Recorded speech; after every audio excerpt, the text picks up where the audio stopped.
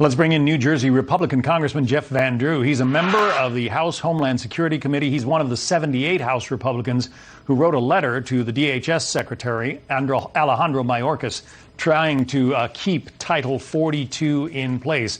So you probably just heard Dr. Ashish Jha saying, hey, the CDC has determined that COVID is not much of a threat anymore. Therefore, we can drop Title 42. But the CDC also just extended the mask mandates in public places in America. How can they have it both ways? Well, because they have a special standard for those who come here illegally. It's something that some of these folks actually want to see.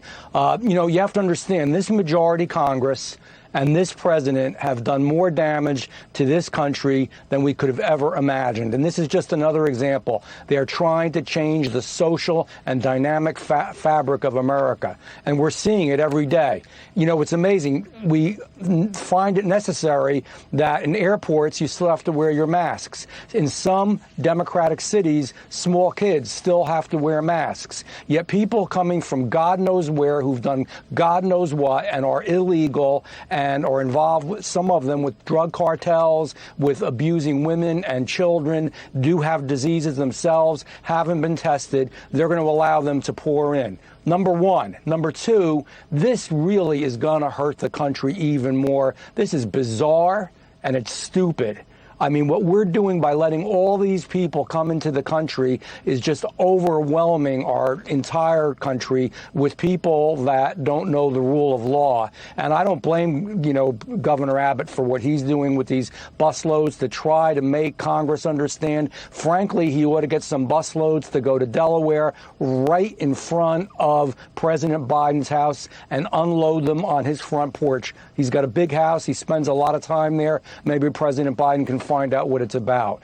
And on top of that, John, what's really an important issue, and people don't talk about it enough, there was the expedited removal of illegals, which was a policy that our last President Trump had, which meant that if somebody came over, you got them immediately, you immediately sent them back. You avoided all the court costs, all the costs that are involved with, taking care of them and everything else. We're going to have numbers like you have never seen in the history of America.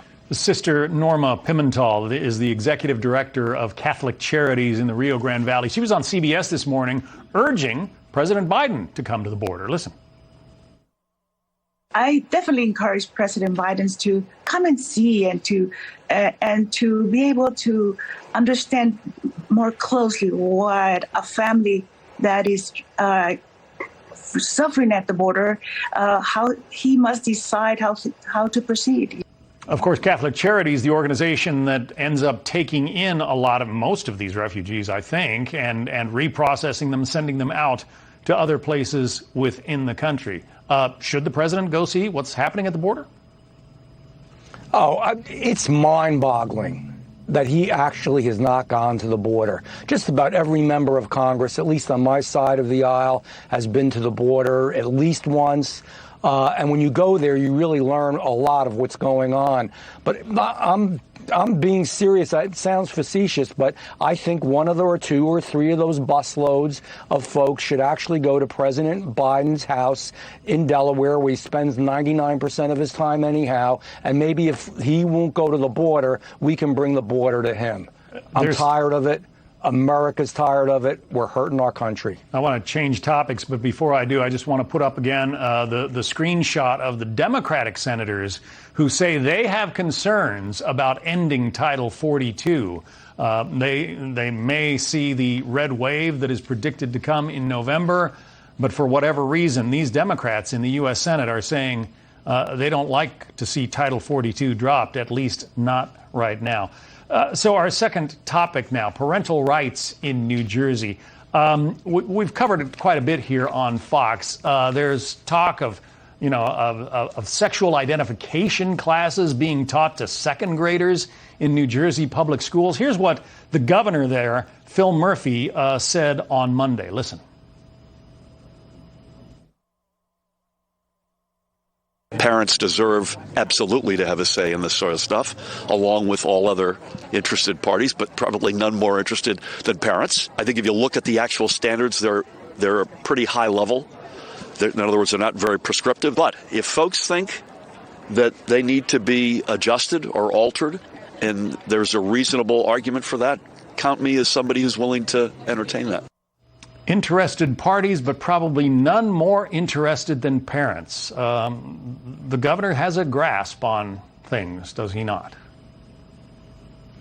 Well, no, he doesn't, because he wouldn't have let it get to this point. Number one, he's got a grasp on politics. He knows that he barely won his election. He knows that people are really angry. Please understand what they want to do to our children in our public schools. Now, it's not only New Jersey, but certainly New Jersey's at the forefront. We want to teach children about gender change, and we want to talk about it in second grade. Yeah. We don't, parents don't, but they want to do that. Not only that, but if a child decides that he feels like a boy or a girl or whatever that day and wants to change how they identify, they can use a different bathroom. So a boy can use a women's bathroom or a girl's locker room.